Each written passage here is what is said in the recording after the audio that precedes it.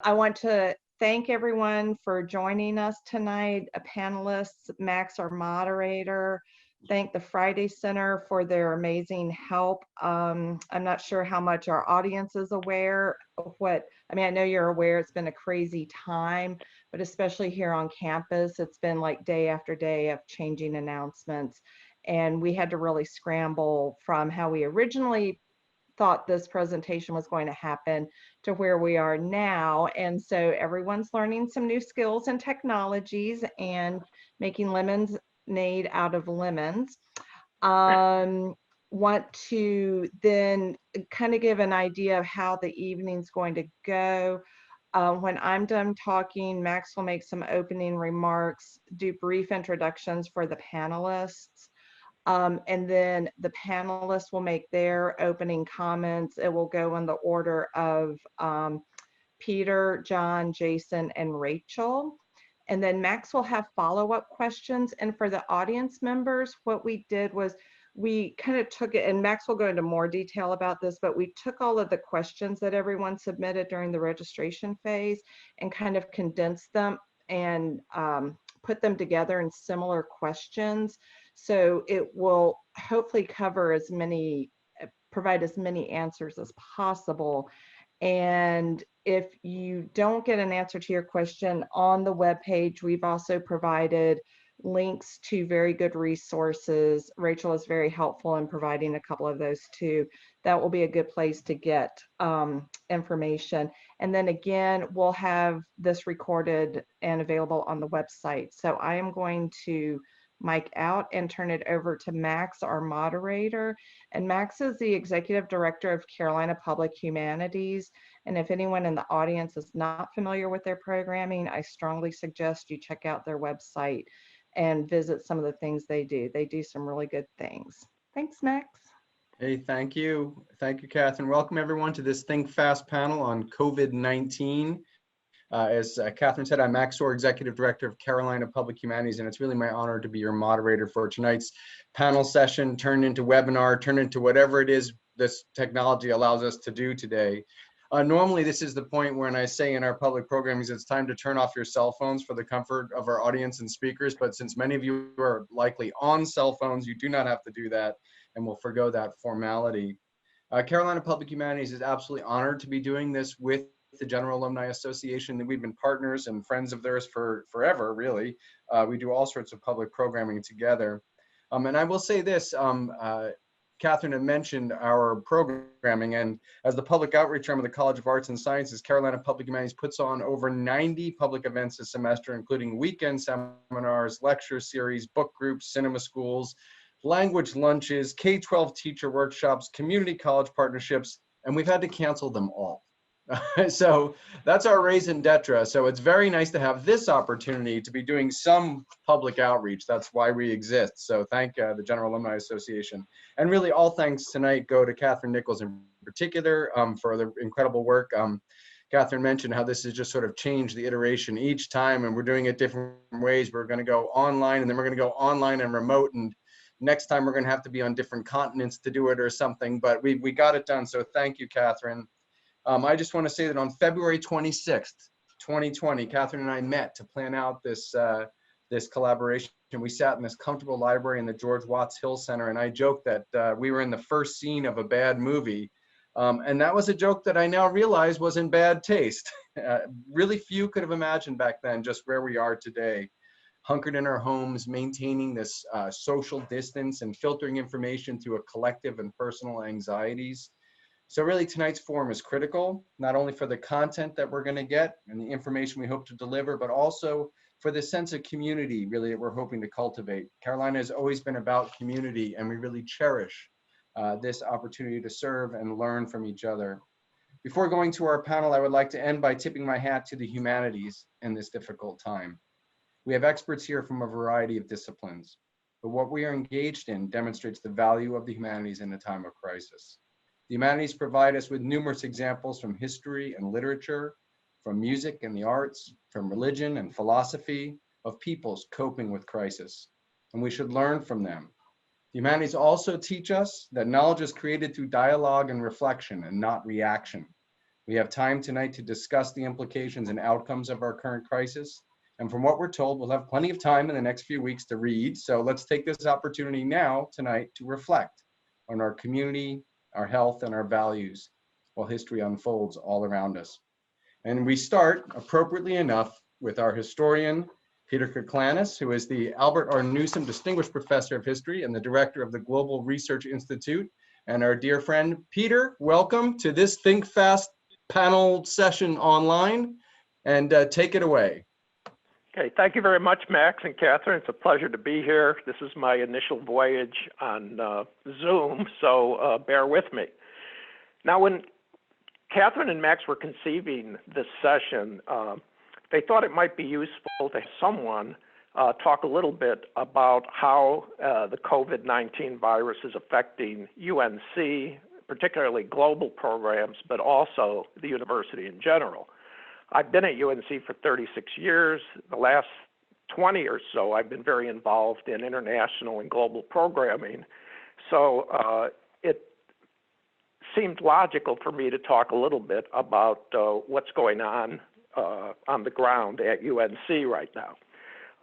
So what I thought I would do is make a few comments about the global dimensions of the crisis insofar as it is affecting our programming at UNC, but also how it's affecting higher education more generally. And I think that's the very interesting situation right now. Let me go from the micro to the macro. At the micro level, let me start with the unit I direct. Max mentioned I'm the director of a small applied social science think tank called the Global Research Institute.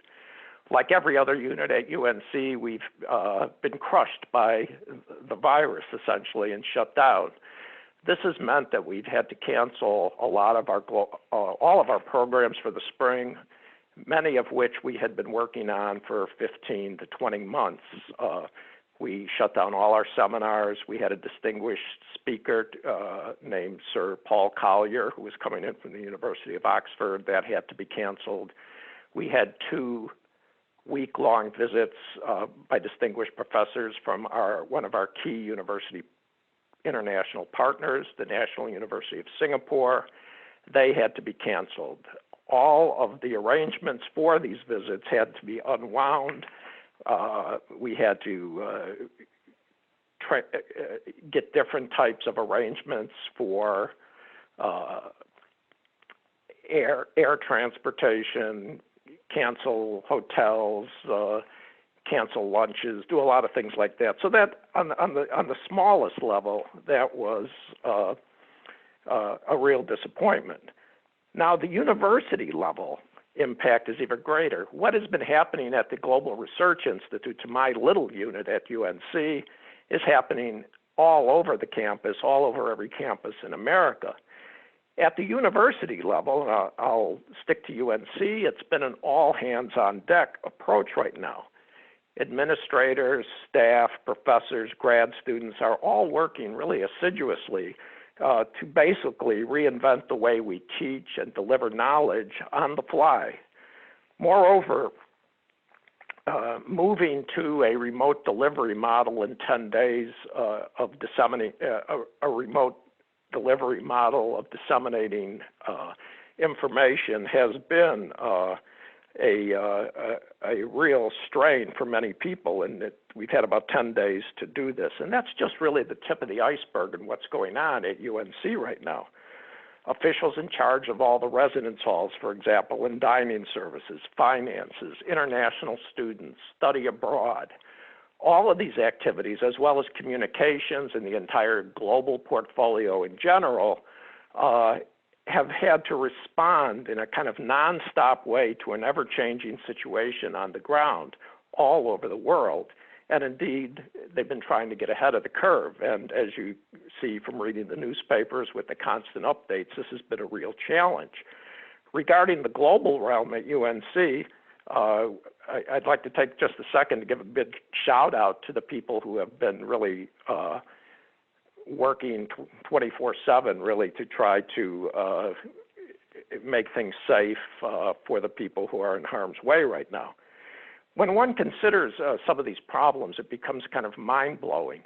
For example, we have 19,000 undergrads at UNC right now, over half of whom live in residence halls, and these students are being sent home halfway through the semester.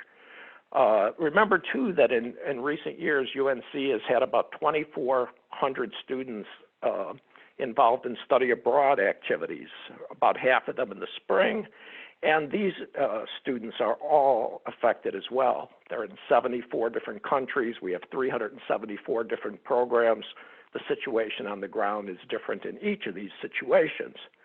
We also have about 1,400 international researchers and professors and professional staff here, as well as 2,300 international undergraduate students, and they are profoundly affected as well by this ever-evolving coronavirus situation. You can quickly see, I think, what a task this has been for the people who are trying to deal with this. This whole world is full of constantly changing recommendations, protocols, and regulations regarding COVID-19. And constantly trying to monitor this situation has been a grueling process for everybody because of these many, many policy shifts, and then communicating the new protocols and acting on them has been a significant problem. Trying to get all of the students home safely from study abroad programs and then resituated both physically and academically has been a challenge.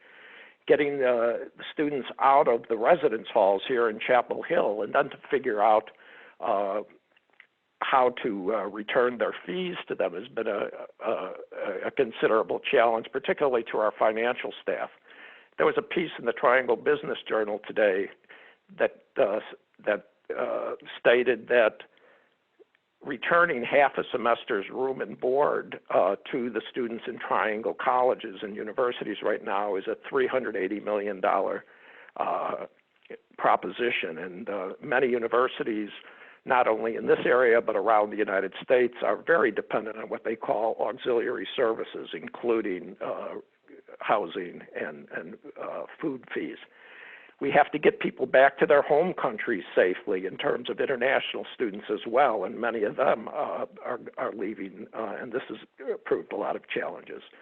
We have to take care of the needs of the most vulnerable, whether the vulnerability is health-related, socioeconomic status, home country status, and this includes workers at UNC who provide services on campus when there's no one left on campus. What do we do about these people?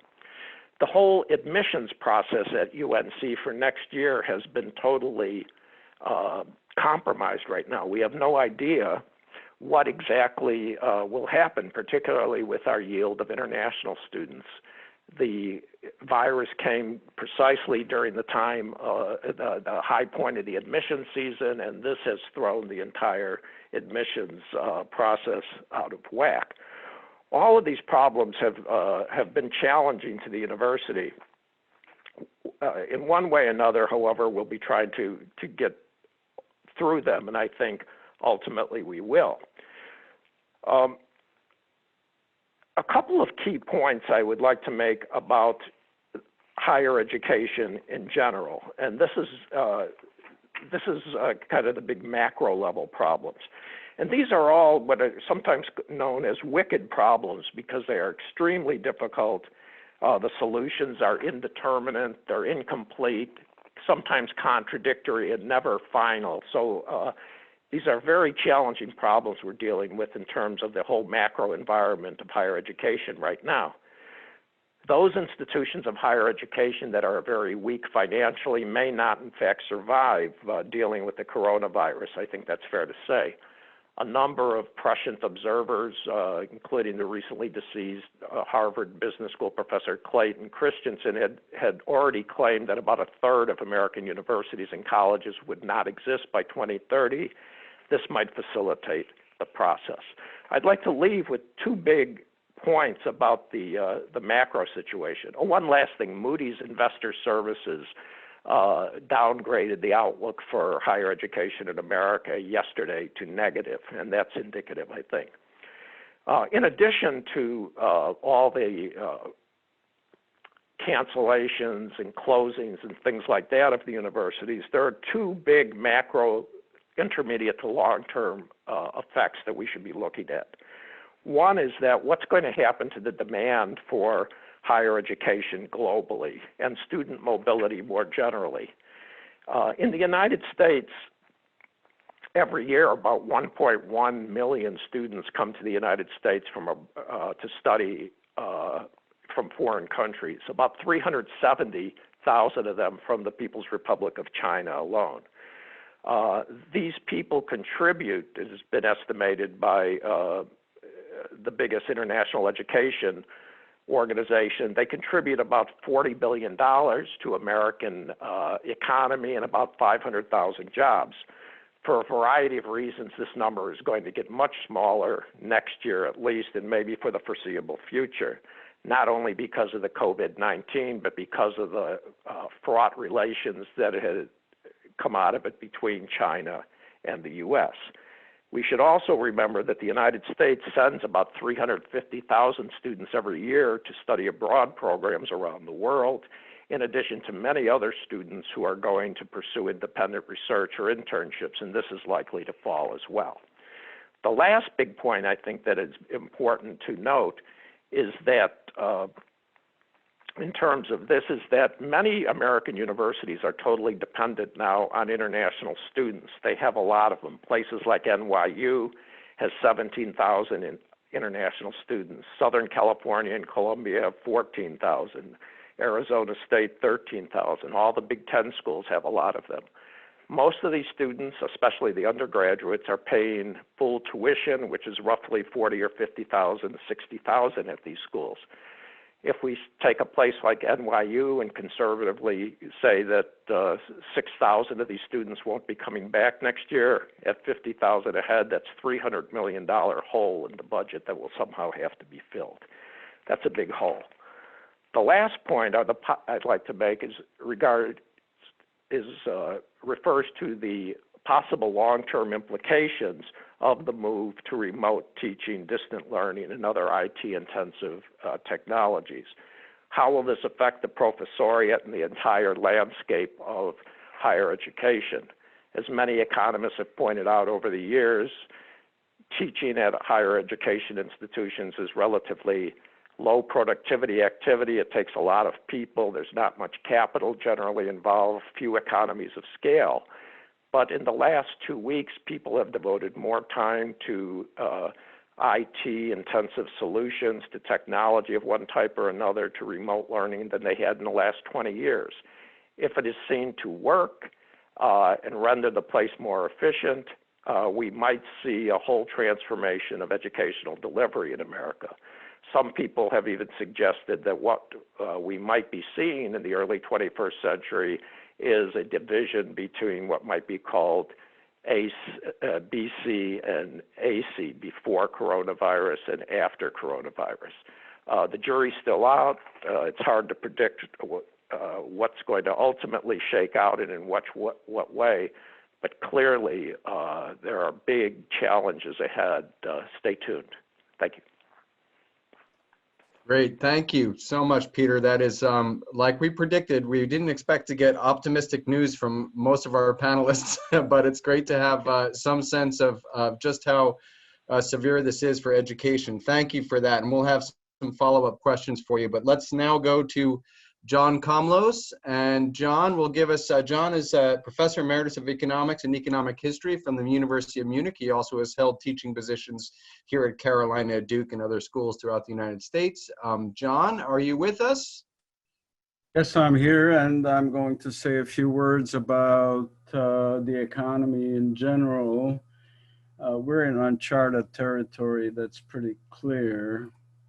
I just wanted to show you the culprit, just in case you haven't seen one of these lately. This is the Politburo, by the way. And one thing that I would like to question that I would like to throw out to the panelists is, why is it that in an authoritarian regime, they were not able to clean up these markets for wild meat, Just a question, okay? This is not really relevant to what I wanted to say today. I really want to make 3 points, or maybe 4. One is that I'm not really able to forecast, okay? Those of you who are expecting me to tell you how long this is going to last or what is going to happen to unemployment and GNP, you have a lot of others to do that. I think you have to take these forecasts with a grain of salt. But what I would like to do is to talk about 3 things. And one is the idea of a black swan event, which is a metaphor for a large impact improbable event, the unknowns of unknowns, which is very, very important in our lives. And Nassim Taleb wrote about this, and I would urge people to have a look at his book of 2007, because he called for a black swan robust society. Okay, and that is important because we have not been a black swan robust society. We are not planning for the unknowns, and that is one of our weaknesses. And we have had at least 4 major shocks to the system in the last 20 years. So these events happen with a relative frequency that we should be making plans how to deal with them. And of course, there are some other potential black swans looming out there, which means that we should be thinking about how to restructure the society so that it is not so vulnerable and vulnerable. I guess I'll end the sentence there. Okay, but of course that's not easy, because spending on safety is never easy, because we have a present bias. Okay, we have to realize that. And spending on intangibles is never an easy sell. So to say you have to forego consumption today because 5 or 10 years from now we might have is not going to be politically easy thing to do, but nonetheless, that is something that should be on our agenda.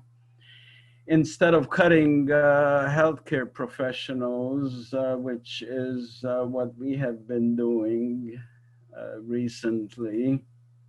And of course, we still have quite a few million Americans without health insurance. So the black swan issue is one that I would like to throw out there. The other one is the stock market, which is on the back of many people's minds. And here I would like to emphasize that the stock market is not the economy.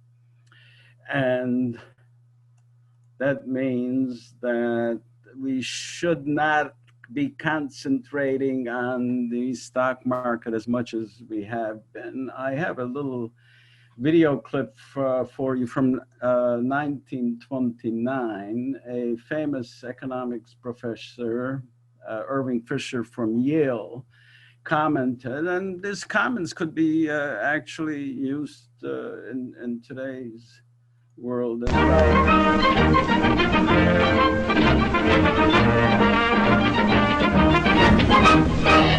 Stocks have fallen in a week 30%, and a week ago they had fallen some 10% from the previous high of this year.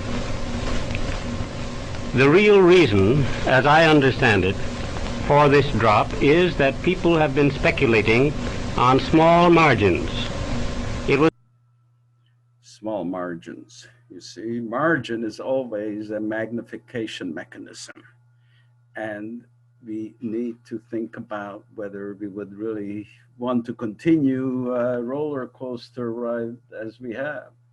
It was not that the stock market was very much too high, but that people were so enthusiastic about making the money that they properly expected to make in the investment of stocks, tried to do business on a shoestring. They went into debt. And went into debt, you see. there's another magnification mechanism and causes problem, too much debt. The real lesson of this market is if you buy stocks, buy them with your own money and not with borrowed money any more than can be helped. If that lesson is learned, possibly in the end, this experience to some people may be a blessing in disguise. This country is fundamentally sound, and the technical situation in the stock market is not going to prevent the great improvement, progressive improvement in our wonderful prosperity. Okay, so we should have taken that to heart, but it's not bad to be reminded of that. And the other thing that I would like to present to you is a little clip from Robert Shiller, who's a Nobel Prize winning economist and very, very important economist. And he said in 2009 the following. And one of the themes that George Akerlof and I are emphasizing is that psychology really matters, and that it's also technical economic factors, but you can't ignore the psychology, which unfortunately the economic profession has tended to do with recent theorizing. The so-called efficient markets hypothesis, which says that markets efficiently incorporate all information and work with precision, which I think is one of the most remarkable errors in the history of economic thought. This is not efficient markets, these events. Okay, this is very important. The stock market is not efficient. It's prone to bubbles of all sorts. And this is the value of a stock. This is the value of a stock, basically. The price of a stock should be the discounted value of all the earnings from here to the year eternity. You see, so that would be the sort of efficient price for a stock. If you add up all of these sums, you get a very simple formula, namely the stock price should be related to earnings. Well, here are the earnings, they're going up, but look at the price is going up much faster. Okay, so that it should have been pretty clear to everybody that here we are in a pretty nice bubble, you see. And one way to see that is to look at the price earnings ratio, because the price earnings ratio reflects what your real return on a stock is going to be. And you see 1929 here, you see 2000 and 2018 here at 31. At 31, price earnings ratio means that people are earning 3% on their return, on their investment, excuse me, 3%. Now, that's not a lot of return for stocks that are so volatile.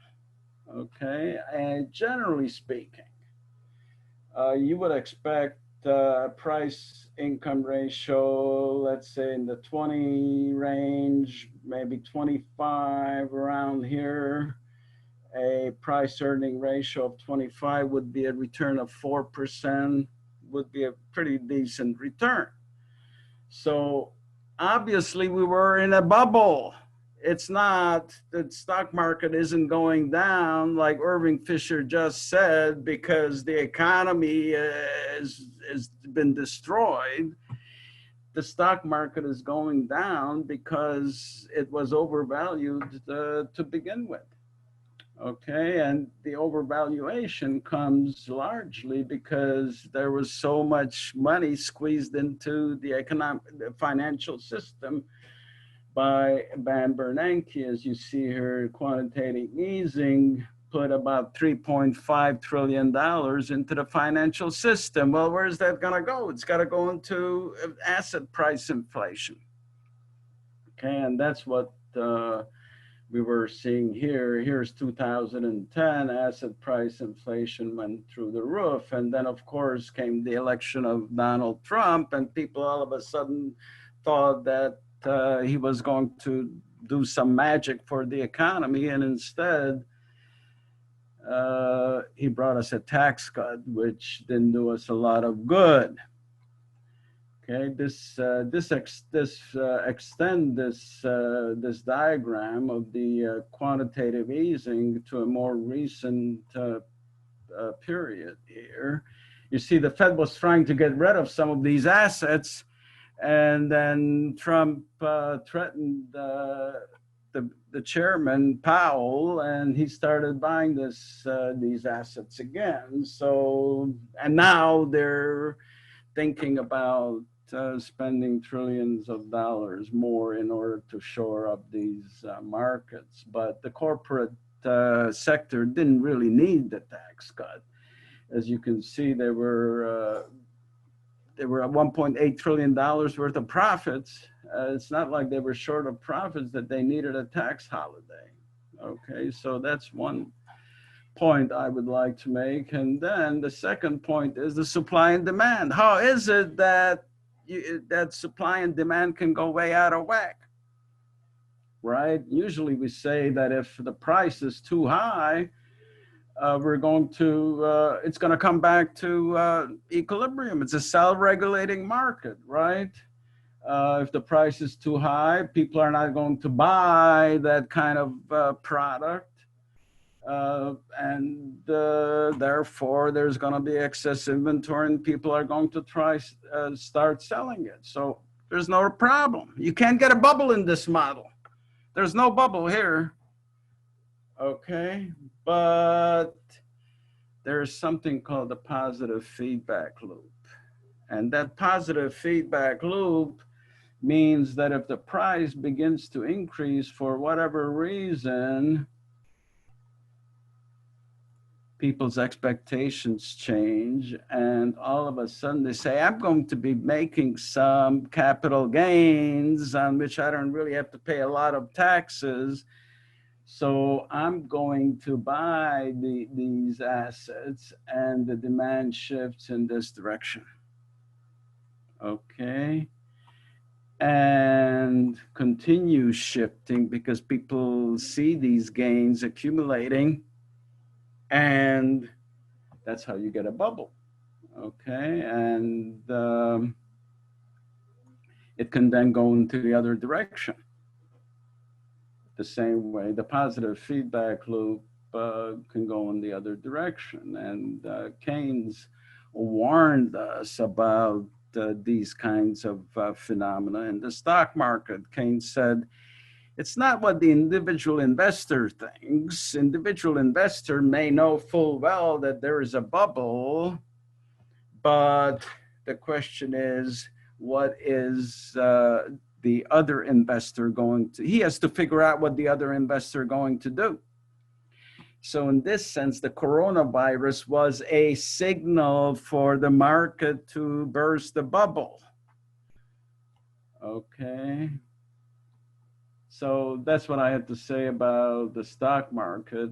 The third point is that we didn't have a good economy to begin with. Okay, and this is my last point, really. The stock market was going up, and everybody was saying that this is the best economy ever. But in reality, the economy was not in good shape.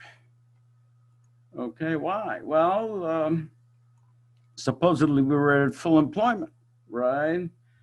But how can you be below full employment for a full 3 years? Because people were saying the full employment is at 5%, and all of a sudden for 3 years we're below full employment. How much sense does that make? Well, it brings us to the finagling with numbers because the official unemployment rate is, in average for 2019 was 3.7%, but they didn't count the part-time people who wanted to work full-time. These are 4.4 million people who are partly not employed because they're not working 40 hours. So I add 1.6 million to the unemployment numbers there. And in addition, there are 5 million people who wanted a job, but were not looking. Why were they not looking? Well, they were depressed, or they've been discriminated against in the past, or they didn't have gas money. For whatever reason, they weren't looking. That's 3% right there. So the total really unemployment rate is about 7.8%, and that's before the crisis. Okay, so no, we did not have a good economy. And we've had a very long run-up of the government debt, which is one of the looming problems in the future, right? We're about above 100% of GDP right now. And with Trump's tax cuts, this is going to go up even further. The economy was particularly not good for people without a college education. Okay, so the pundits were saying, yes, wages were rising. And yes, they were. Look at that. Wages are rising. Wages are rising for those without a high school diploma, but they're still where they were in the 1980s. Okay, not a sign of a good economy. Income inequality has risen tremendously in the last 40 years, and that of course means that people at the bottom do not have enough money in a crisis situation like this.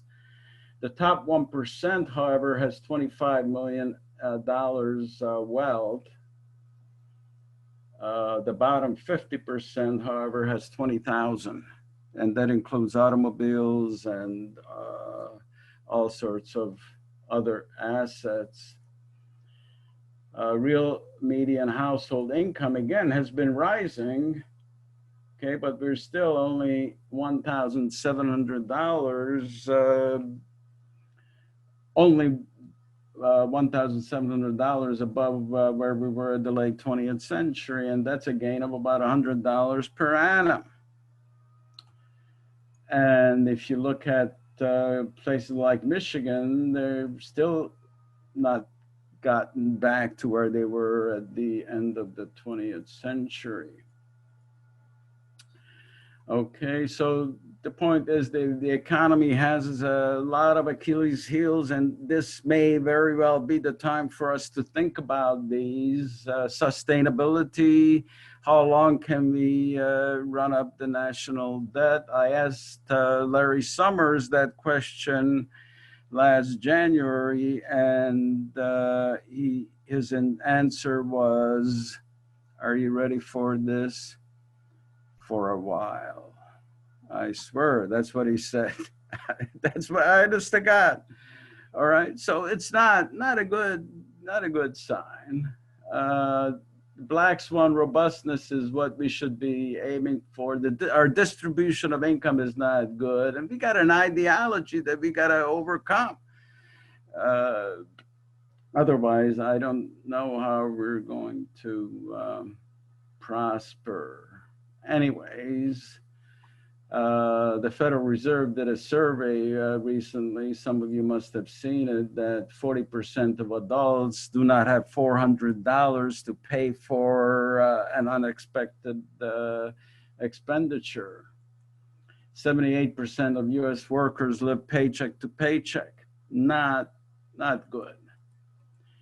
And all this leads to 150,000 people who commit suicide one way or another per annum. That's more than in the Vietnam War and the Korea War put together. And you can see opioid overdoses going up. You can see drug and alcohol poisonings going up. and so forth. Anyways, that ends my suicides going up. That ends my part of the lecture. If you want to read more, you can look at my book or send me an email, john.komlos@gmail.com. Thank you for your attention, and we can come back to some of these issues later on. Great, thank you, John. So really interesting look at the economy even before this crisis. Gives us some food for thought for sure, and we definitely will return to some of these ideas. John, I'll ask now that you stop sharing your screen at the bottom there. Okay, how do I do that? It's at the top, I think. Or at the top. There should be a red button that says stop sharing. There we are. Hello. Hello, Catherine. Again, I want to thank you, John, and thank you, Peter, for your wonderful contributions to today's Think Fast. Now, next up is Jason Roberts, who'll give us a little bit of the perspective on what's going on politically. We are in the middle of an election season, which is kind of hard to believe while all of this is going on. So, Jason Roberts, welcome, and let us know what you know. Oh, well, thank you for having me. So I'll start by saying that everything I'm saying is very preliminary, and it's really too soon to know how all this will play out. As we've spoken about earlier in the evening, there are really no clear parallels in American history to what we're facing now, and what we think we know today could be completely different tomorrow. But just to talk about some things that could happen, I would say that here are some potentials that could reshape our political world. I think one that's probably on a lot of people's minds is how citizens and potential voters view our elected representatives, and maybe how they're responding to this crisis, how this will affect how the campaign messages evolve. As you mentioned, we're in the middle of an election season, how those campaigns are conducted. A few weeks ago, political rallies were what people were talking about. Now that seems like something that is very far afield from what we'll be doing anytime soon. Who can vote? Both in terms of people who are physically able to get to the polls, if they're ill or not. And then something that's really been on my mind a lot is the mechanics of voting and vote counting. If you think about the average polling place you walk into, it is staffed by a group of people who are in the high risk group were they to contract this illness of having a terrible outcome. And the idea of sitting in a small room with a lot of elderly people and having hundreds or thousands of individuals pass through and swap paper with them all day sounds like something that is not going to be a thing that we want to do in this environment. So I'll talk about a few of these things. In some ways, the drama of the Democratic primary now seems to be over. The presidential election, by all, unless something catastrophic happens, is going to be President Trump versus former Vice President Biden. As an empirical matter, it's incredibly difficult to beat incumbent presidents. In my lifetime, Jimmy Carter and George Bush Sr. were the only two who have not been able to move on to a second term. Two factors, if you could lock all the political scientists in the world in a room and get them to agree on something, I'd say the two things they would agree on that would affect presidential elections more than any other thing are the strength of the economy. And that often has been interpreted, and the empirical data support this, to refer to the change in GDP in the second quarter of the year, which would begin April 1st. Presidential approval. If the president's approval is high, they tend to do well in the election. If it's not, they tend not to do well. Those two things tend to move in tandem. Typically, if the economy is doing well, the public approves of the president, and when the economy is not doing so well, presidential approval does tend to decline. That correlation, that tight correlation though between presidential approval and the strength of the economy has not been as clear in the current administration. The current president's approval rating has moved very little, and has been generally on the lower end of what we observe from presidents, despite the fact that he's presiding over an economy that by some indicators looks somewhat strong. Just to show you this quarter two GDP and incumbent party vote share relationship I was talking about. So the The x-axis here is the change in the gross domestic product in the second quarter of the election year. The y-axis is the incumbent party's vote share. And these are data from 1948 through 2016. That's a fairly strong correlation. As GDP growth goes up, the president's party's vote share tends to increase. Obviously, we haven't started the second quarter yet, so we have no idea what that number is going to look like, but most economists are now suggesting that number is going to be a big negative number. The largest one on record in this time period is 1980. This is when Jimmy Carter was running for re-election, and it rang in at about negative 8%. Again, this is pure speculation. I don't think anyone knows, but Goldman Sachs yesterday put out a number of they were expecting negative 14% in the second quarter. I have no idea if that's what will come to pass. If it'll be a lot more than that or a lot less than that. But generally speaking, a poor economy is bad for the president running for re-election. The social distancing that we're all doing seems likely to continue to produce economic contractions. I mean, as the previous speaker said, the stock market is not the economy, but as someone said in a thing I read this week, my spending is someone else's income. And as we sit at home and don't go out and don't go to restaurants or movies or bars or theaters or any of the other things that none of us are doing, that's someone else's income, and that could produce an economic contraction. The stock market has been all over the place. We see airlines are no longer having passengers. They're lining up asking for help from the federal government. So, if you have to predict this far out, the economy is likely to be a significant drag on President Trump's re-election efforts. In terms of presidential approval, the news is not much better if you're the incumbent. The approval of the president and the party in power tends to go down when bad things happen, regardless of whether those bad things can in any way be attributed to the performance of government. One of the classic examples of this is when Woodrow Wilson was the governor of New Jersey. His approval ratings fell in coastal towns in New Jersey in the wake of shark attacks on the beach. Now, I don't think any of us think that any executive has any control over what the sharks are doing, but the public tends to not be that discriminating. Droughts, floods, any kind of national disaster that you can think of tend to produce a decline in presidential approval. The one analog we have to what we're dealing with now is the Spanish flu in 1918.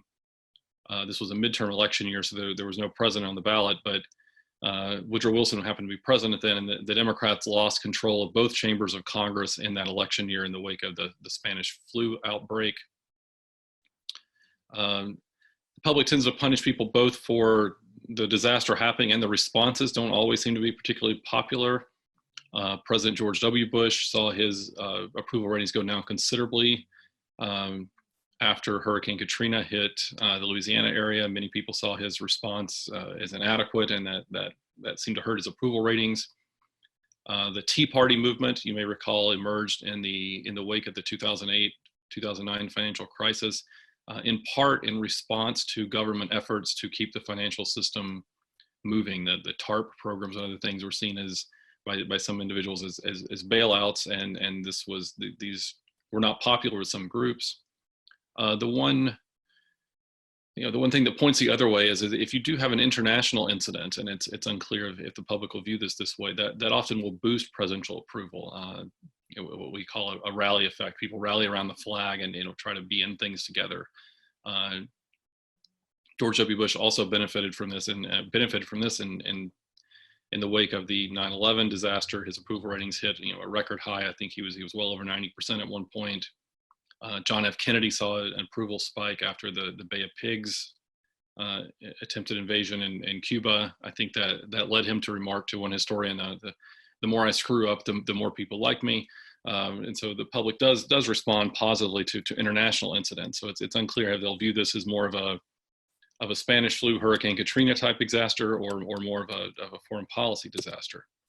So just to wrap up some thoughts about the election, all the available evidence we have would suggest that this pandemic's likely going to hurt the economy, and in doing so will hurt presidential approval. Both would make life more difficult if you're running for re-election as an incumbent president. This is going to have to lead to a new campaign strategy for the incumbent president. He was likely and smartly planning to run on the fact that he was stewarding over a burgeoning economy. Look at the stock market, look at your 401k, look how low unemployment is. And I don't think any of those messages are going to be operable at this point. So he's going to need a different message. At the same time, it's going to be easier for the opposition to say that, we need someone new in here. Look at how bad things are. And so the sales job the president's going to have is to somehow convince the public that keeping him and keeping the continuity of leadership in this issue is worth it, and that it would be too risky to switch to a different party, a different individual in the White House. Those top of the ticket problems, if things are going well at the top of the ticket for a party, it tends to help them down ballot. When things aren't going well for them, it tends to hurt them down ballot. And there are several close or potentially close Senate races this year where you have Republican-held Senate seats that are competitive. If the president's reelection campaign goes south, that could imperil the Republican Senate majority. And so, you could be looking at a situation where you come out of the 2020 election with unified Democratic government. I'm certainly not predicting that, but that's certainly a possibility. Moving on a bit to the mechanics of how we run elections. The election system in this country is highly decentralized. States have widely varying laws on how we vote, when we vote, whether there's early voting, can you mail in your ballot, how easy is it to get an absentee ballot. Even within states, those things are administered at the county level. Counties vary widely in the amount of resources they put into elections, the quality of the staff they have working elections. It's millions of different elections being conducted rather than one. This can be good. It's harder to systematically, hack the U.S. elections because they're so decentralized. But I think we may learn if we try to make some changes in the wake of this crisis. It's hard to move elections uniformly given the decentralized nature of them. You may be aware that some states, California, Oregon, Washington, have encouraged and have high levels of voting by mail and or absentee voting. That tends to, the ballots come in a little more slowly, but that's convenient for some voters. But not all states have this, and it's, I've seen a lot of people saying this week, oh, everyone should have switched to vote by mail, and snapping their fingers as if that's an easy thing to do. I'm not sure that's the case. As I mentioned, polling places are staffed by high risk group individuals. These people want to come work the polls. I'll tell you, as another job I do, I happen to serve on the Orange County Board of Elections. It's not easy to find large numbers of individuals who have the stamina to work an election day that's a 12, 14, 15-hour day, who don't already have other jobs that they need to do. And so it's not easy to replace poll workers. And if we say our elderly people shouldn't be doing this, I don't know who we're going to find to do it. We may want to consider expanding or creating vote by mail on a massive level, and I don't know how to emphasize enough how challenging this is going to be to set up the infrastructure for this. Can the Postal Service handle this? This is sort of a funny anecdote, but we were opening absentee ballots here in Orange County, North Carolina last week, and we got a package in the mail that contained a ballot. Keep in mind, this ballot, if some of you have voted absentee, you've seen it, the envelope comes pre-addressed to the Orange County Board of Elections in Hillsborough, North Carolina. This ballot had been delivered to the Orange County, California Board of Elections somehow. And those individuals were kind enough to package it up, tell us when they received it, and mail it to us, and that person's vote counted. But that just, this is with, in our county, several hundred voters voting by mail. If we switch to several thousand or millions of people in the country voting by mail, there are going to be a lot of logistical problems that need to be worked through and worked through in a hurry.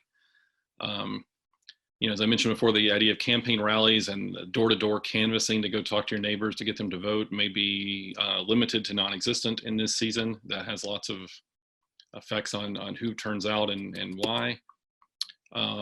Just to wrap up, I just want to reiterate that almost everything I'm saying here could be invalid tomorrow, given the rapidly changing events that we're facing. But this is a very critical test for our institutions of democracy. How do we handle this as a public with our having to change the way we vote, change the way we campaign, change the way we live. We're going to need to step aside from, some of the partisan gamesmanship that typically makes up politics, and think more collectively. This has, people often ask those of us who study politics today, what would it take to break the political polarization we see? What would it take to bring people together politically? And, it's not like we have great answers, but those of us who've thought about this have often said, it would take some sort of an event that doesn't follow along political lines. A colleague of mine at Duke talks about, if there were some sort of a fresh water crisis, that would do it. I never thought about a pandemic, but if you're looking for a potential silver lining, if this thing does bring us together as a country, that could be good for our politics moving forward. If we learn to work together and share together and sort of break down some barriers. Or, as we get cloistered in our homes and have to fight over supplies, and the economy goes down, and we're, everyone's struggling, that could further divide and really tear at the fabric of society. So there's, as a political scientist, people often say to me, isn't it great that things are so interesting right now? And I guess I'd close by saying I hope that one day we will live in less interesting times, but I don't see that happening anytime soon. Thank you very much. Great, thank you so much, Jason. That was really, a lot of people are wondering, are we going to have an election at all? So will we have an election? I think so. To not have an election would take an act of Congress, and I'm not sure what we would do without an election, because constitutionally we have people who can't continue to serve. So we will have an election, I think. Good. All right. Well, great. Thank you so much for that. We'll come back with questions we have on the political ramifications of this. Really great information. Finally, we want to welcome Rachel Graham, Assistant Professor in the Department of Epidemiology at the Gillings School of Public Health. Rachel, I bet you've been incredibly busy in your line of work. So thank you for taking the time for being with us tonight. Sure. Okay, let me get started here. All right. Okay, so just to start out, to make a slight distinction that the press is not making, COVID-19 is actually the disease. The virus has a couple of names, and we're still, the taxonomy people are still trying to decide what its true name should be. It was called 2019 novel coronavirus. It's also currently called SARS coronavirus 2, which has other problems that I won't talk about with this audience. But I wanted to spend a few moments talking about the virus itself, its emergence, its spread, and the public health considerations that we're currently facing right now. And for those of you who are not aware, the coronavirus comes from the word corona, which is Latin for crown. And as you can see in this image on the left here, in this electron microscopy image, these projections from the surface of the virion, they're called spike, they're the attachment proteins, and they form a crown, a radiating crown. And so the emergence of coronaviruses, it's talked about, they talk about the coronavirus, but it's actually not the coronavirus. It's one of several dozen coronaviruses, and a handful of coronaviruses actually affect humans. And emergence of coronaviruses is not a new thing in history. There have actually been prior to this one, 6 emergence of human coronaviruses. I'm showing 5 on this slide here. 2 of these coronaviruses, NL63 and 229E, cause colds in humans. They emerged several hundred years ago. OC43 causes a slight lower respiratory infection, much more mild than what we're seeing in some of the older patients with the current coronavirus. And of course, the ones that are more newsworthy recently are SARS coronavirus, the original SARS from 2003, and MERS coronavirus from 2012. And those emerged just a couple of dozen years ago. And in addition to human coronaviruses, there are also several agricultural coronaviruses that cause a great amount of economic impact that I won't spend a lot of time talking about here. But the point of this particular slide is that there have been 6 emerging coronaviruses in the 21st century, 3 in swine and 3 in humans, with substantial impacts on geopolitical and economic stability. And this accelerated cross-species movement that's shown in these historical trends, it shows a potential change in the global ecology that regulates coronavirus emergence. And this kind of change is likely to increase as humans continue to expand into habitats that were previously inhabited solely by animals. And just this is the one heavy science slide. I realize that the majority of the audience is probably not scientists, so I don't want to spend a lot of time on it. But this is a phylogenetic tree of several coronaviruses, which you can see the majority of these here are SARS coronaviruses from the original SARS epidemic in 2003. And I just want to point out that even though SARS and SARS-2 have similar names, they are not the same virus. I'll show these viruses down here are then SARS-2 viruses, the 2019 novel coronaviruses. And as you can see, if you consider that the length of each of these lines shows comparative distance as far as genetic relatedness, these viruses are actually quite different from the viruses we saw earlier in the 21st century. So these are not the same viruses. And another point that I want to make on this slide is that these viruses emerged from what was likely, very, very likely a bat ancestor, a bat coronavirus ancestor. And we have several different sequences that seem to indicate that there's really no evidence at all that this virus emerged in any other way than from a direct zoonotic transmission event or a transmission event from an animal source. And just a brief update, I'm sure you're all aware of roughly the numbers of the virus, and these numbers change rapidly. These are actually from Sunday. I do want to point out a few things. Despite the fact that there are several hundreds of thousands of cases at this point, the vast majority of those cases are not serious. There are less than 10% serious critical cases, particularly in the United States. There are really only a handful of serious cases. As of Sunday, there were only 4,000 cases, I believe, as of today. I think that might be somewhere around 12,000, but it's still in the single-digit percentage of serious critical cases. So just want to emphasize the public health preparedness is really at its highest point right now, and we're doing the best job that we can to control the impact on patients who could be the most affected by this virus. The incubation period has been pointed out as 2 to 14 days. It's usually 5 to 6 with people. The infectivity, or the way that the virus can spread from one person to additional people. So if one person spread the virus to X number of people, this is very location dependent, and it varies from about 1.5 to about 4. And you can see there's also some case fatality rate variations that I skipped over, but I wanted to point out. Globally, the case fatality rate is about 3.5%. In China, it was higher for several factors that I don't have time to talk about unless we get to them in the question and answer period. And the rest of the world, the case fatality rate is about 2.4%. In the US right now, it's about 1.5%. And those are numbers from Monday. Are there super spreaders in that? Are there people who can infect more than what we would call the regular infectivity? Yes, there are.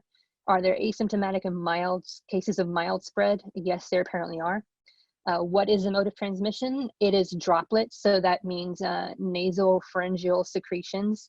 Some evidence of airborne transmission, but usually with droplets. And they can also be transmitted by fomite, and that is a solid surface, such as a doorknob, a remote control, a handle in a stairwell or in a subway car or a bus. Treatment right now is supportive, although there are some clinical trials that are being ramped up, and I'll talk about those in a few minutes. And what can you do for infection prevention? The virus is airborne, so you want to, or it's droplet airborne. So you want to avoid contact, as we've been told, social distancing.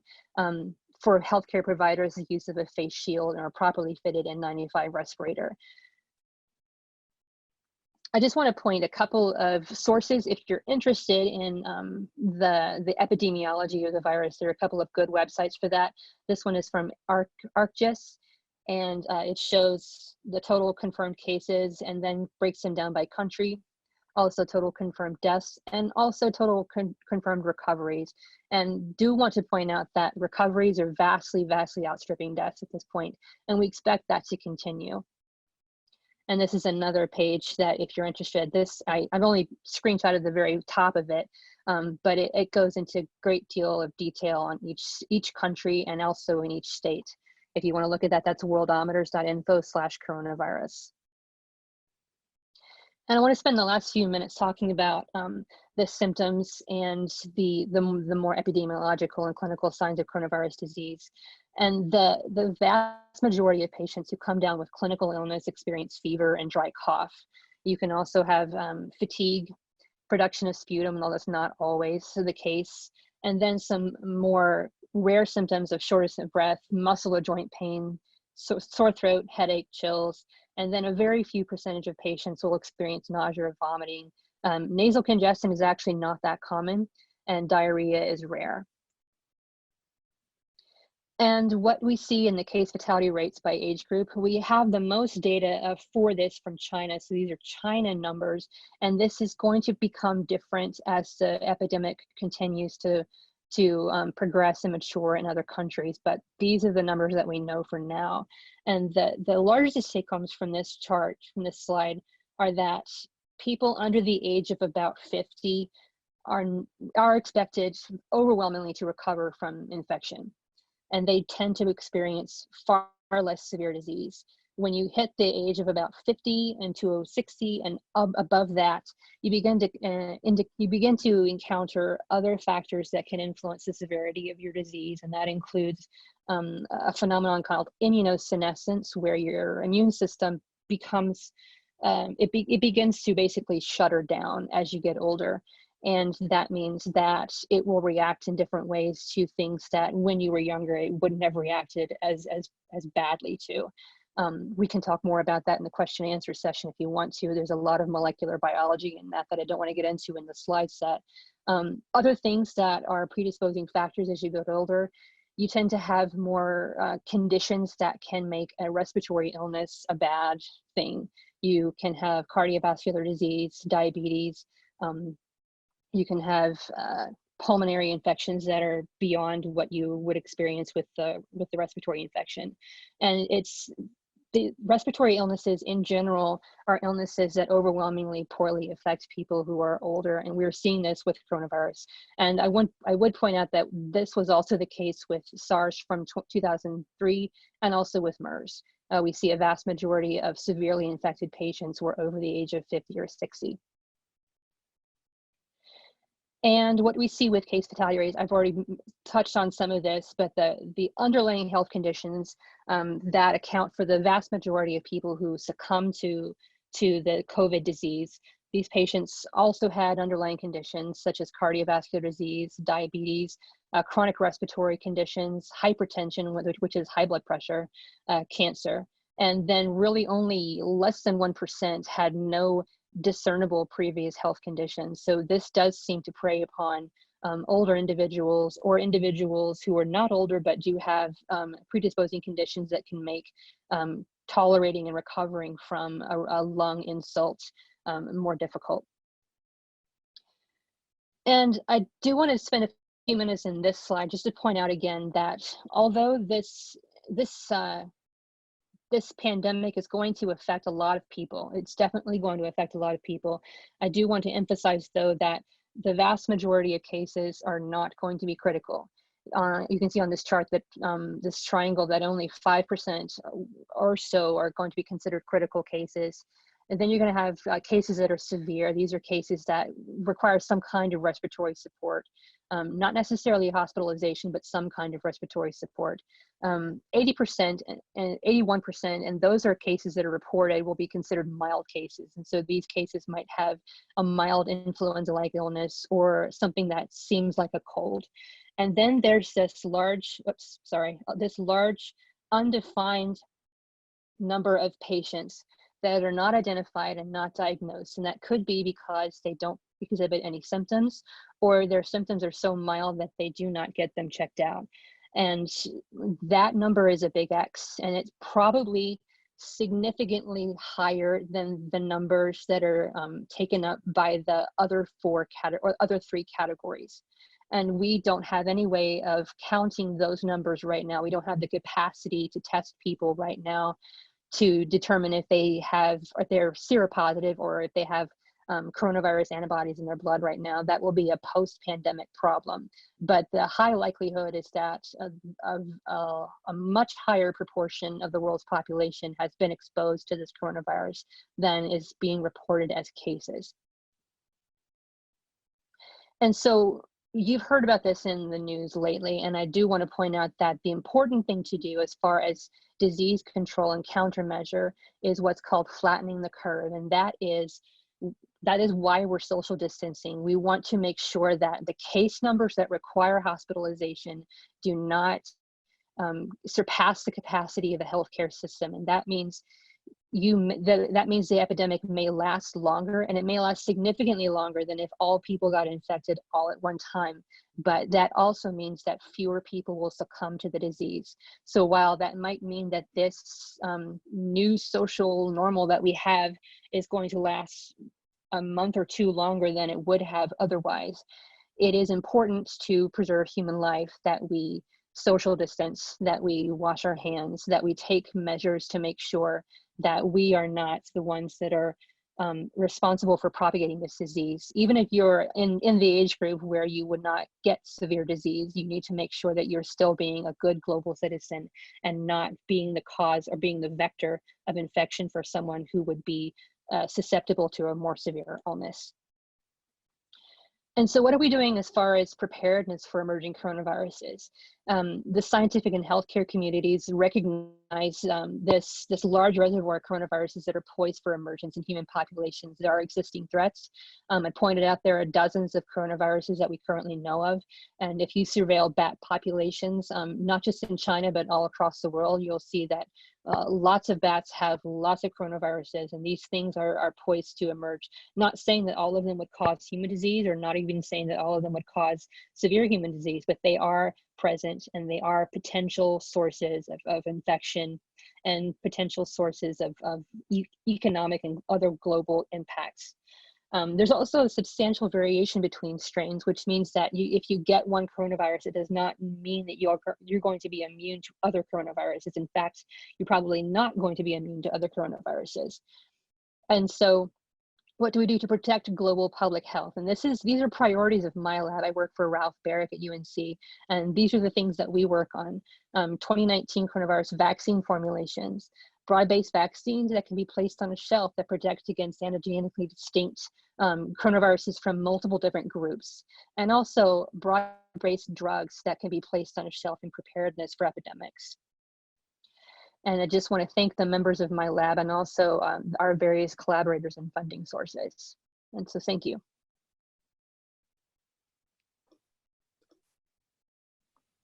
Great, thank you so much, Rachel. Really fascinating, and I will let you know how we're going to do this next part. Thank you, Rachel, and all the work that you're doing. It's obviously very important, and for taking the time to speak with us today. We're really happy and honored that you could be here. So what we have now is the question and answer phase, and what I've done here is we've had a lot of questions that were given to us ahead of time by members in the community, and I have taken them and condensed some of them, tried to get rid of some of the repetition, and maybe rephrase them for clarity. And they're organized in a way that sort of goes in reverse order. So Rachel, some of the first few slides were about things like epidemiology and health information. What I'm going to do is I'm going to show you the slide, and then we'll just have a conversation. And I just want to suggest to all the other panelists, crosstalk is more than welcome if you would like to jump in and answer any of these particular questions, but we will go backwards and get to economics and politics and whatnot with these. So if you will bear with me for a moment, I'm going to share our first set of slides and see if we can get that up. Okay, so these are the questions that were given to us. I don't know if you can read all of those. I'm over here. Oh, I can move. You can move where the pictures are, so I can read them now. Okay. So you can take a peek at some of those, and then I guess I would just start by asking everyone have a chance to take a look at those there. Okay. I would start by asking you, Rachel, about testing. It seems to be a lot of people are curious about why it is we're so far behind on testing. What is it what is the delay? What is the test actually? How is it composed and how is it done? And When are we going to be caught up on the number of tests that we have and need? Yeah, so the test that is currently supported and sanctioned by the CDC right now is what's called an RT-PCR. It's a reverse transcriptase polymerase chain reaction. Those are a lot of words just to say that it's looking to specifically detect the viral RNA inside someone's, usually it's a lung sputum or nasopharyngeal aspirate sample. So some kind of goo from somebody's head. And the reason, there are actually probably several reasons why we're so far behind on testing. One thing is that there are distinct regulations that the CDC has put in place for how you can call a test positive. And one of those things is that testing at a local healthcare facility is not considered a formal positive. Basically, it has to be also confirmed by the CDC, which means that there's an additional 4-day delay in getting a positive, an official positive on a test result. I suspect that particular kind of guideline is going to change as the number of cases vastly outstrips the ability that the CDC's ability to test in confirmation. But right now, that is one of the reasons why the testing delay is in place. The other thing is that the CDC has been specifically distributing the test up until the last few days, and I believe that at this point, they are allowing other manufacturers and other distributors to begin distributing tests. And so that should also increase the frequency of testing and the speed at which testing is done. There's another question related to this is about the medication. We've been hearing this news out of Japan about a medication that's used for other forms of the flu that seems to be effective for the symptoms. But that's really a different story than vaccinations. And what kind of effect would medicating the virus have in terms of the impact and length of this infection? Right. Well, medications do two things. You can either treat symptoms, or you can do both. You can treat symptoms, and you can also actually use what's called an antiviral, which directly affects the viral replication. And so I want to point out that there are no FDA-approved medications to directly combat coronavirus infections, although there are some in clinical testing, one of which is remdesivir, produced by Gilead. That has preliminarily shown good results in humans. It shows excellent results in animal and cell culture models against all kinds of coronaviruses. The other kinds of medications that can be distributed are supportive. Basically, you're treating symptoms. So you treat if there's respiratory congestion, you can treat that.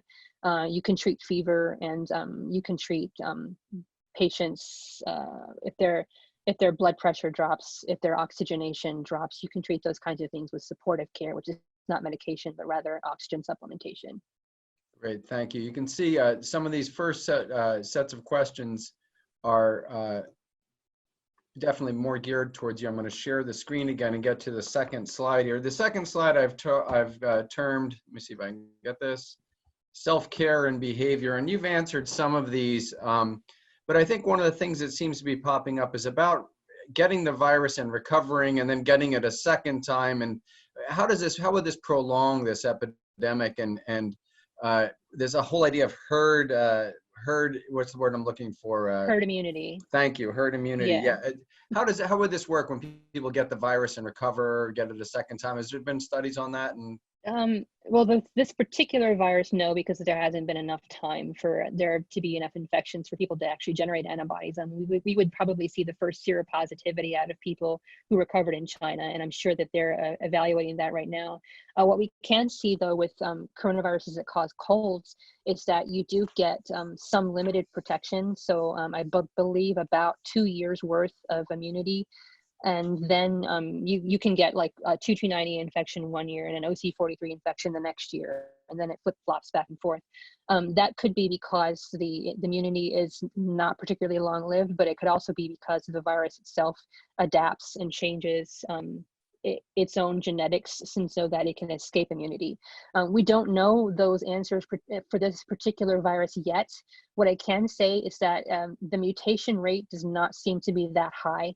That could change as more people get infected and there are more bottlenecks to transmission. But at this point, the mutation rate is fairly low, and that would indicate that immunity will be something that will be beginning to encounter as more people get infected. And it would be, the eventual outcome would be a large herd of people who have had the infection who are immune, and so that then the people who are naive to infection, which would at that point be probably mostly younger people, would get the infection on an endemic basis, have a mild disease and recover from it.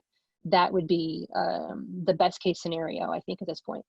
Okay, great, thank you. And on this last slide on that I think is about sort of the public health aspects of it, many of these questions have been answered, but just to confirm, we heard that if you have a compromised immune system, people with asthma, folks who are older should continue to avoid contact with just about everybody.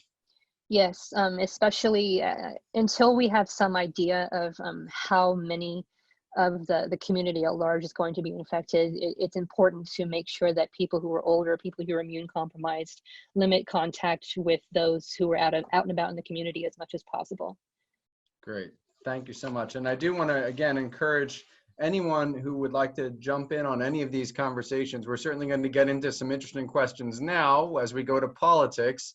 Yep, there it is.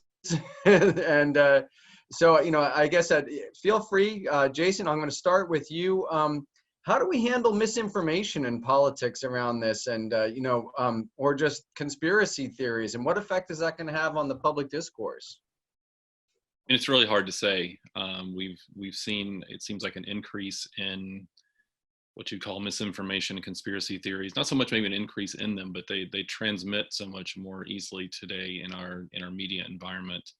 I think you know, the best advice I could give to people is to listen to individuals like our panelist Rachel, who are experts and who are known experts and who can point us to sources that are you know, disseminated by people who are, you know, public health experts, rather than, you know, what you saw on Twitter that someone retweeted from someone's bot. You know, that would be my advice. And, you know, one interesting thing about this is, you know, we think about the current president and the current administration is going to be dealing with this. They face some criticism for dealing with it, but they could in fact be in a different position if it feels like the country is in better shape. And August, can you speak a little bit about this discourse that the current administration did not do enough, and will that affect things down the road, in your opinion? I mean, it's hard to say. Again, there's been reporting that they should have done more to be prepared for this. I think, again, I'll defer to Rachel, our expert here. I don't think that the idea of a widespread pandemic like this, wreaking this kind of havoc, is in some sense a black swan to them. I think it's something that they have known is a real threat, and it's not the kind of threat that you can respond to as well post hoc. You really need to be prepared beforehand.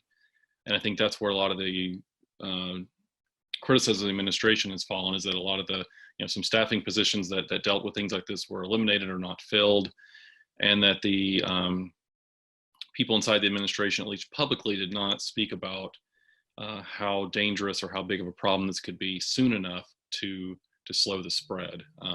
That's what I think I know, but again, I would defer to our public health expert on those matters if I'm saying anything that's incorrect. Rachel, I certainly would love your opinion on our preparedness for this. In your sense, in a career in epidemiology, could it have been handled differently from your perspective? And you can be as careful as you want about answering that.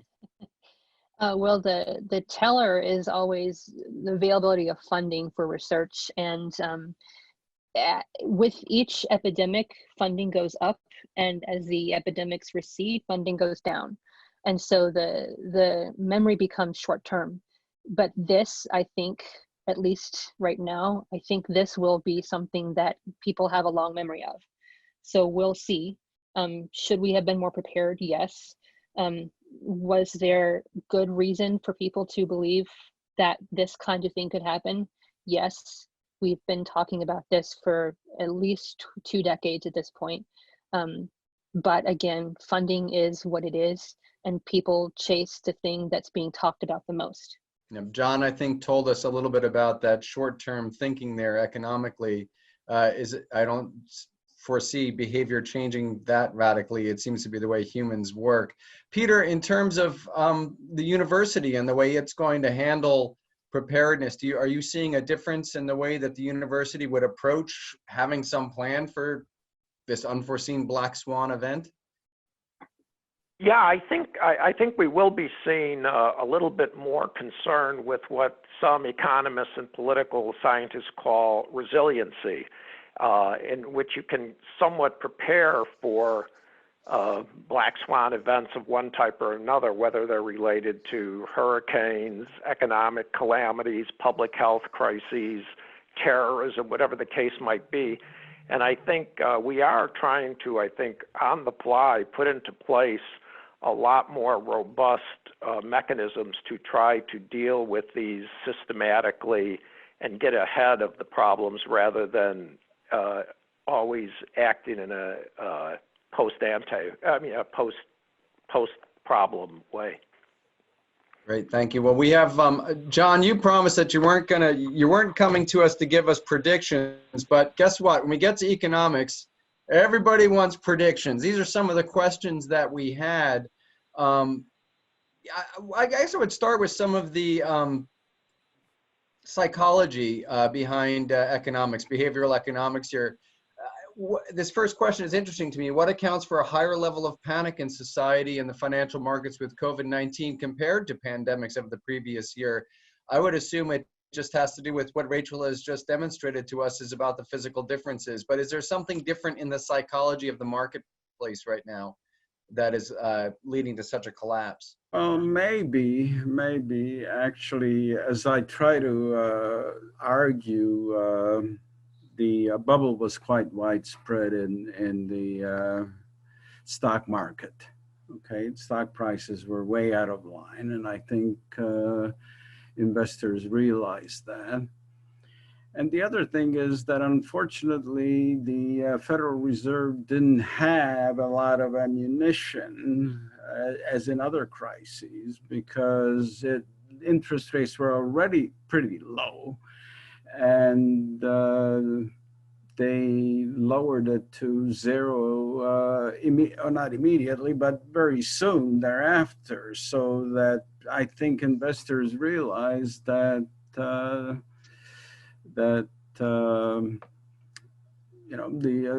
Federal Reserve didn't have a lot of ammunition left. Okay, basically shot all its guns at one shot.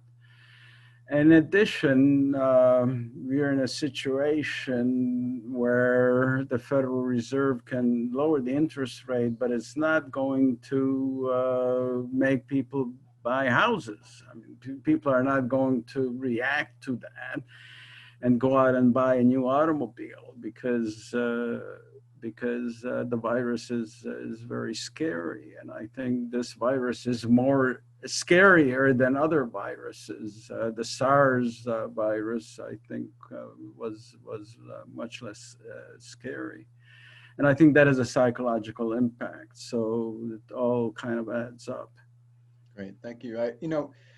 Peter, you had mentioned about how difficult it is, and as someone who's had to take my class in the middle of a semester and turn it into an online course, how about the economy as a whole? How much of our economy, how much of our productivity in services can be maintained online, and for how long? I think you need to unmute there. There you go. Yeah, that's a very difficult question, especially as we move more and more into the service economy. It becomes extremely difficult to keep productivity high in the short run, I believe, because it's quite difficult, I think, to find quick ways to ramp up efficiency. And this is one of the problems, I think, that this black swan event might actually have some real consequences going forward. As I said, it might really transform the way that lots of different components of the economy operate. Until recently, people were suspect of the efficiency gains from IT. Robert Solow, a Nobelist, has a famous quote from 1987, I think, where he says something like, "You can see the impact of the computer and IT everywhere, but in the productivity statistics, because for whatever reason, it takes a while to figure out how to create a system that works rather than an individual technological innovation that is kind of additive rather than something that becomes integral to a system." This coronavirus crisis has certainly focused people's attention very much on the need to create systemic solutions to some of these problems. And I think in the intermediate run, we might see some breakthroughs in how the economy is organized. Companies like Amazon are going great guns right now because of their logistics and the way that they can adjust on the fly to this. I read today they are, or in the Wall Street Journal, they are hiring 100,000 people right now just because of the need to distribute things online and home delivery rather than in the traditional retail market. So I think this could, in fact, ironically or perhaps dialectically, lead to some real changes in the American economy over time. 180,000 workers, that's a lot of toilet paper, I'll tell you that. And also similarly, Jason, I assume, one of the problems, we already have such skepticism about online voting or not having a paper trail. I mean, I can't see putting our politics online. You already talked about how difficult it would be to have, a mail-in switch to something like that. But are people talking about online voting or as a possibility? Certainly people talk about it. I don't think it's a very serious option at this point. I don't think we're anywhere close to having the kind of security or, quite frankly, the infrastructure to do this. It's just not. I mean, we saw what happened when the Iowa Democratic Party, which is a small party in a very small state, tried to use technology to run a presidential preference caucus, and it completely fell apart. I mean, well, it's there's the old saying, "Got to be able to walk before you can run," and that showed. I mean, they could barely crawl. So yeah. We're nowhere near there. Okay, great. Well, thank you all. This, our next set of questions, I think it's really open to any one of us because, we're all family members, we're teachers, we're researchers, coworkers, and there are a lot of people out there that are freaking out for good reason. And I guess, I would just say this is open to anyone, but how do we maintain a sense of normalcy, and how do we maintain equilibrium when we're facing so much information? You have any suggestions, Rachel? Walk outdoors a lot. That is something we can do, right? That's not helping, John. Not helping. Well, one thing I would perhaps say is that if you have to find a time in human history where you have to hibernate or isolate yourself, this is a pretty good time in that there are lots of ways to keep yourself occupied, what with Netflix and the internet and Kindles and things like that. And there have certainly been worse periods of time to find ourselves in a predicament like this, as long as our utilities grids hold up. So we can go to reality TV to distract ourselves from reality if we need to. That's always good to know. Optimistic view. Communications, as you speak about, communications technology is really playing a really interesting role in, of course, spreading information and disinformation. Rachel, I'm curious about in the scientific world, communications technology must be absolutely critical in terms of the international efforts here. How does that work in terms of everybody communicating, all the scientists not duplicating efforts or trying to work hard? Yeah, there's a lot of international collaboration right now, and there's a lot of requests to and from scientists to share reagents, and that's something that we've always done, and it's just become even more important right now. Communication actually we first learned the sequence of the first strain that was made available, the Wuhan strain. We learned it on Twitter. So, and that's the first. We've never relied on Twitter for scientific data to that extent before.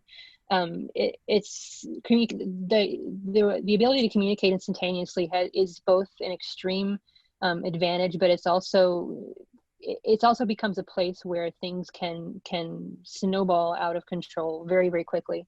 And as has been alluded, the misinformation that can spread, it can spread very quickly, and it can spread like fire. We have to be very, very careful about what we disseminate on these instantaneous communication threads to make sure that the correct information is being passed to the world, because it passes in an instant. And John, I assume the same is true for information in economics, and Jason, the same is probably true for information in politics. That's nothing new. We were facing an information crisis before this virus hit us, and here we are living through a virus situation, through this pandemic, with the public sphere that we have. So we'll see where that goes. Let's go to the last set of questions, folks. And you can imagine where this last set of questions go, to that place where nobody knows, and that is the future. So you can see that many of these are about, when will this end? How bad will this get?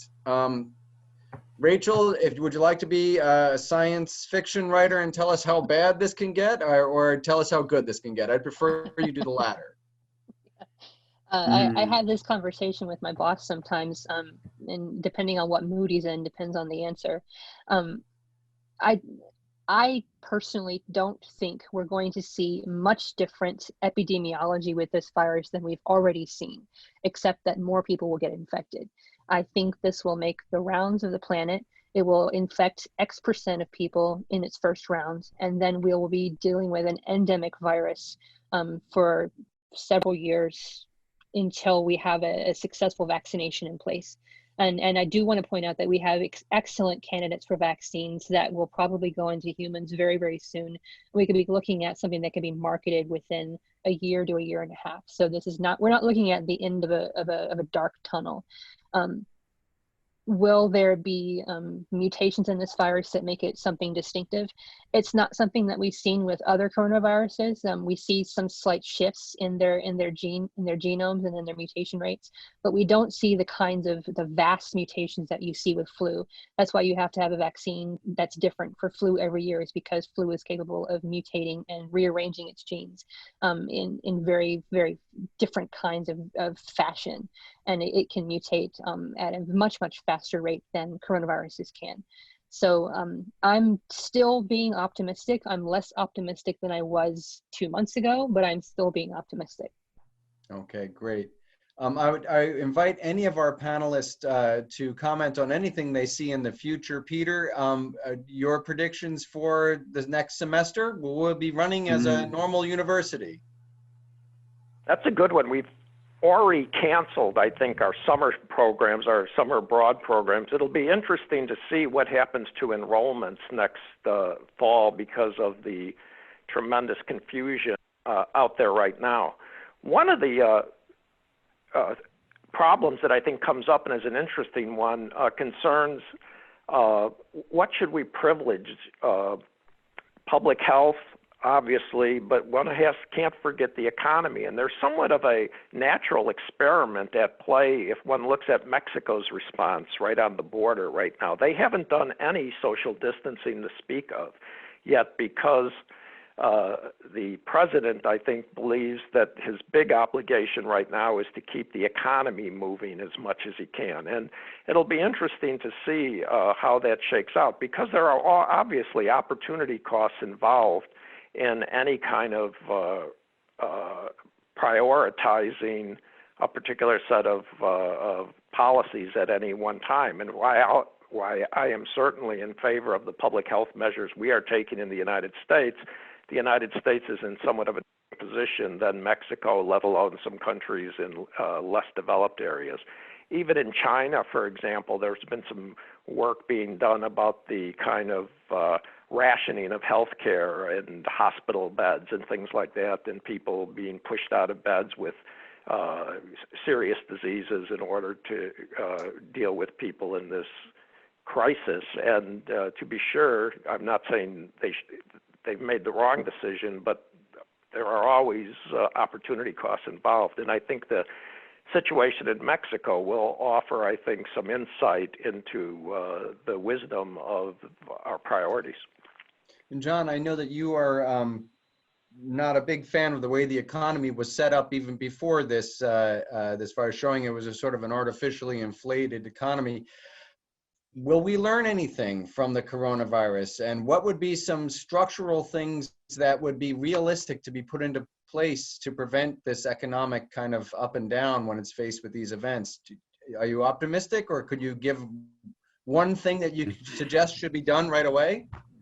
Well, we need to think about the health system in general. I think that some of the problems that have come up is because our health system is really not very good at serving everybody, and I think that we need to restructure it. We haven't talked, for example, about the American Medical Association and its role of keeping the number of doctors limited in this country. We have a shortage of doctors. If you compare us, for example, to Norway, on a per capita basis, we would need 600,000 doctors, max. 600,000 doctors in order to catch up to Norway. So instead of making America great again, maybe we should have a slogan such as "Make America live as long as people live in Norway." That's 3 years. That's 3 years. It's a much longer hat. It's a much longer slogan. A much longer slogan. Okay. Jason, you gave us some hint of possibilities. Any sense on at least the political tone of this campaign, and how much will coronavirus be what people are talking about in August? Well, that's become very difficult to predict. I mean, things that used to take weeks, months of news cycle go away in a day.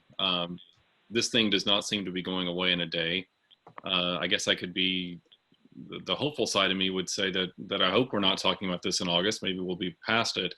But perhaps, I hope we can get to a point where preparedness for things like this becomes something that we value politically, or that, when we're thinking about who we want to represent us, we think about things like, plans for things like, these kinds of plans are not the most, they don't fit well in a 30-second ad of how we're going to prepare for a pandemic, but I think we're learning that they're very important. And whether this changes people's views of what they want from government and how they want to think about who governs them, will be interesting to see how it develops.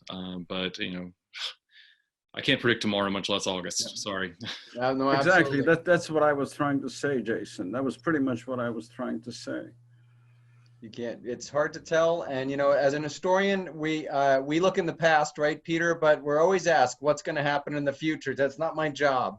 But I do want to say, in the present, right now, having you four give us your expertise and give us your sense of what we should be paying attention to, how to filter the information we're getting, giving us a little bit of a sense of the future has been absolutely so helpful, and a real testament to the value of scholarship at UNC. So I want to thank Peter Coclanis, Jason Roberts, Rachel Graham, John Komlos. I'm looking at my screen here, and of course Catherine Nichols is back. Thank you, Catherine, for organizing this fantastic event.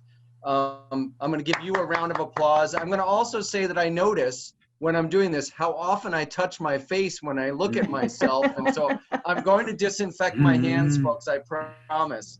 But thank you all, and you all have a wonderful night. Thank you, everybody. Stay safe and healthy. Okay. Good evening. Humanities.unc.edu. Go ahead, give them GAA. Alumni.unc.edu. Yeah, look for us. We'll be back and at it. We hope, folks, and every one of these panelists is welcome to come to a live event. So we hope that'll be the case sooner rather than later. Fingers crossed. Okay. Thanks, guys. Have a good evening. Bye. All right. Good night.